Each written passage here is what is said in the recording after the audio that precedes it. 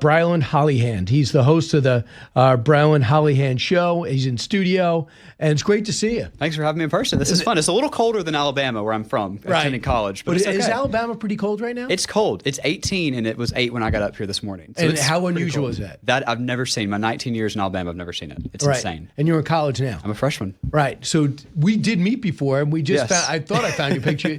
We met when the Andrew Jackson book was out. You came to Birmingham. I got to go to the book stop, so this is pretty fun. Oh, that was great. That was my assigned reading for that week. I was in 4th grade at the time, I think, and I got to do that as my assigned reading homework. I got to read your Andrew Jackson book, and it worked for class. You've always been politically oriented as a kid. Where'd it come from? Yeah, so neither of my parents are political. My dad's in construction, mom was a teacher, and one night they happened to be watching one of those Trump-Clinton debates in 2016.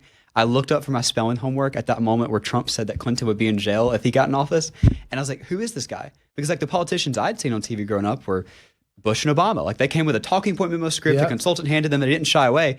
And I was like, who is this guy? But I didn't know political parties. We hadn't learned that yet. How old are you at this time? I was 10. So that got me interested, started watching. The next summer, I started the first podcast. Charlie Kirk was the first guest. It started the entire journey going across the country. You DM'd Charlie? DM'd Charlie. Just asked, he was coming to speak at UA. Asked for 10 minutes of his time. He gave me 30. And it was a cool opportunity to like, even at that time, he was such a huge figure. I mean, this is probably 8 or 9 years ago. And getting to look up to somebody like that as a mentor in this movement, I mean, that was huge. Yeah, and how did that relationship grow? Oh, the entire time. I mean, we would go to campus tours together. He came back on the podcast. We talked up until the morning before the assassination. He was genuinely a friend and mentor of somebody, you know, this business. It's cutthroat, it's vipers, it's people stabbing you in the back who always think it's a competition, a race to the top. And Charlie was just like a friend. He was like helping me with my first book and offering advice when he saw, you know, my appearances on Fox. And the last conversation we ever had, I think on Mornings with Maria the next day, and he happened to have called it. And keep in mind, Charlie Kirk's a busy guy. He was probably in between prepping for his show and probably flying somewhere. He happened to see this segment and offered me feedback and was like, you did really good with this point. Expand on this. And that was the last conversation we had. Offering feedback of somebody that in the media's eyes could be competition, 2 young people on TV. He just wanted to help. He wanted to grow the movement. That was all he did his entire career. And I think that's why you've seen so many people like in the void, like step up as to carry on the torch. Because have you ever in all of your experience, ever seen a stadium packed full for an arena? That's how much influence he had on our generation. So he has that influence. How have you handled his death? Yeah. And how has it affected you personally and professionally? Definitely been very difficult. I think I slowed down a little bit in December to be home with the family and come home from college. And I think it hit a little bit more then of like, he's really gone. There have been several times that things have happened. I get career opportunities or, you know, some crisis comes up and I want his advice. And I've, like, up until the last few weeks, taken out my phone, typed his name in to call him. And I'm like, he can't answer anymore. It was really, really, really hard the first day. I was walking back from English class and I got the message he was on the way to the hospital to start praying. I'm like, what do you mean on the way to the hospital? What happened? And then obviously, unfortunately, saw the video and found out what happened. The instant reaction, I was on Will Kane, like when they announced it, in the moments after the announcement. And Will asked me a question about, you know, hey, like, are you going to like slow down? Like, you're not, I've spoken on campuses for years. You're obviously not going to keep, you know, going out there full force, standing on campus, holding a microphone.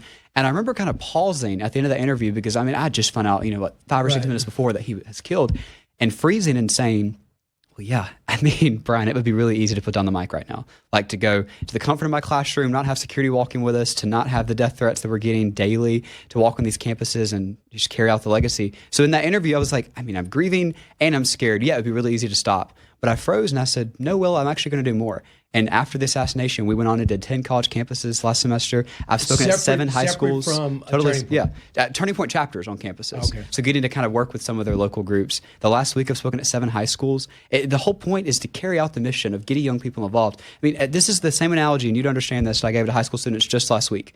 You can graduate high school and never have to use algebra again. You can graduate high school and never have to do chemistry or write an essay again. You can't graduate high school and never be affected by the government again. For the rest of your life, you're voting, you're paying taxes, government legislation impacts your life. So paying attention very early on is important, and that's what Charlie was so big on, getting people registered. I went to 7 schools in the last week, did a simple thing called throwing up a QR code on the screen, telling them to take out their phones that every single high schooler has, and ask them to register to vote on the spot. It's so simple, and unfortunately, schools aren't doing it. What states are you having the most success in? Which ones are pushing back on you? So a lot of the more up north states have given us some more trouble. I started in Alabama, my home state. We're trying to expand a little bit. I'll say for campus-wise, like colleges are a little bit different. I got to speak at Harvard last semester and do some stuff with them, like virtually come in. And like I was expecting like extreme pushback and protests and like, some crazy actions. This is Harvard, right? And like legitimately, we had some of the more interested people that were kind of waking up around the time of the election and saying, maybe I was lied to my whole life. And we got probably more questions of people curious about becoming a conservative on Harvard's campus of all places and anywhere else. That kind of inspired me that people are awake. But you're not, but people aren't speaking from the same hymnal, which is fine. Yeah. But people are, I don't care if, hey, this is how I feel about abortion. Sure. This is how I feel about government spending. This is how I feel about action in Iran, Venezuela, Cuba. I get it. Go ahead. Critical thinkers are going to differ, but debate, fine. But when people just say Charlie was taken out by the Israelis, or was all the theories that go around about his death, that they was really military that did it, they were running on campus, this guy didn't shoot him, why haven't they come clean on the investigation? So you're hearing these theories run wild, and I think it's affecting everything from his death, especially our generation and his legacy. Yeah, you have an option.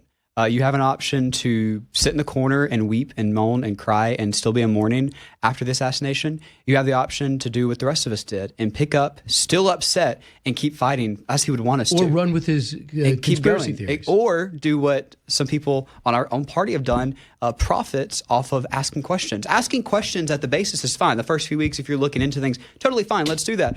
What are we, like 5 or 6 months later, you're still every single day making millions of dollars off of asking all these questions. No, I don't have a problem with that because one, there's a widow who, doesn't have a husband to lay down with at night. And there's 2 children that don't have, a father to tuck them in at night. And they're expected to keep going on, and our movement's expected to keep going on while it's continuing to be brought up for profit. And I think that's a problem there of, yes, ask the questions, but making light of it, genuinely like doing comedy off of it, profiting off of it, that's where I draw the line, Brian. How about the big thing I find with people who are intelligent, they have this anti-Israel that segues to some of them anti-Semitism. Sure. So where's that come from? You have a democracy looking to defend itself. Sure. You might think they're too aggressive. Okay, fine. Or I don't know. If you spend any time looking at history, you see the Palestinians walking away from every opportunity to have any type of peace. Yeah. You see exactly who's financing the hate, what happened on October 7th, and somehow Israel's to blame. Yeah, and the same. What happened? The same people criticizing, Israel in that situation have done nothing to support the Free Iran movement, and they didn't do any protests on that. They were completely silent on the streets of New York here. 30 to 50,000 killed in cold blood without guns protesting in the street. Why? Because it doesn't fit their political narrative. It didn't help them push a talking point on social media. Where did all this come from, this misinformation that you're discussing? Strictly through social media. And here's my thing. Again, you're allowed to ask questions. When it gets into a point of hatred, where it's genuinely every minor inconvenience in your life you're just going to blame on a Jew, that's where there's a problem. And I think the big difference here is I'm the first person that will say that as a young person, one, we're, draft age. I don't want to go, serve on the front lines of a proxy war for any foreign government. That's okay. You're also allowed to say that we have enough problems, even right here on the streets of New York City, that we don't need to be bankrolling and sending blank checks to foreign nations.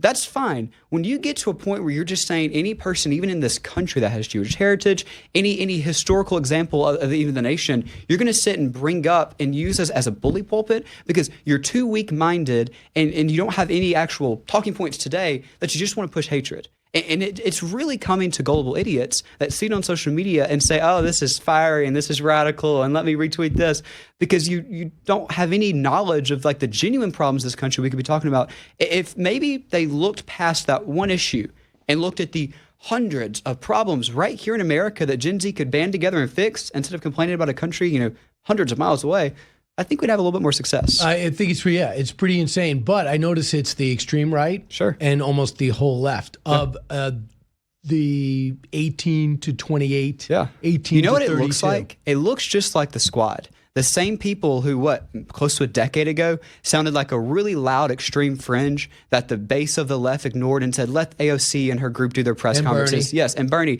they'll never get big. And now they're basically running the party. If we don't call out the extreme right who's using the exact same talking points as the extreme left today, they will one day be the mainstream party. The more you normalize them, the more you bring them on, have debates, have conversations. That's what I do for a living. I did 10 debates on college campuses where that was the number one issue every single time. Have those conversations. But the second you normalize it, make it the only opinion and make it the number one conversation of topic everywhere on social media, you're kind of becoming what the left is by using their same talking points. That's frightening. What do you think Charlie would say about this? Because there's theories out there of people who say they know him that said he was very anti-Israel and Israel wanted to rein him in and eventually take him out. Well, let's look at what Charlie actually said, like just at his past campus tour, where he said that it's a weak-minded attempt to sit and just blame every inconvenience on a Jew. You have no actual thought process. You have no criticism of physical policies, of physical, events. You just want to say, oh, it's easy, it's a cheap stunt, and it's somebody that you can just sit and kick down.